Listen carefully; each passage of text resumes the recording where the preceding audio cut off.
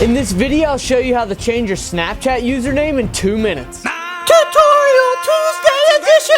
I'm sure you're watching this because you made your Snapchat username something stupid like GamerBoyAid69, which may have been funny at the time, but now you're older, more mature, and wish you could change your username to your real name. So you pressed username in Snapchat settings and realized you couldn't do it. Then you looked it up on Google, found nothing, and now you're here to hopefully find the solution. And lucky for y'all, I do indeed have it. My friend did the method I'm about to tell you about last month, and his username was changed within a few days. So I know it works, but before I show you how, listen to me for 10 seconds. I just wanted to say I teach you guys tons of ways to make money on this YouTube channel. Like for example, I've made tens of thousands of dollars from Snapchat, have 9 videos on how to get free crypto, and multiple side hustle videos that could change your life. So even though most of you will change your username and never see me again, if you are serious about working for yourself and not becoming poor, hit that subscribe button. And now this is how to change your Snapchat username. Pull out your phone and open Snapchat. Press on your Bitmoji in the top left corner, then screenshot your profile and crop it a little bit.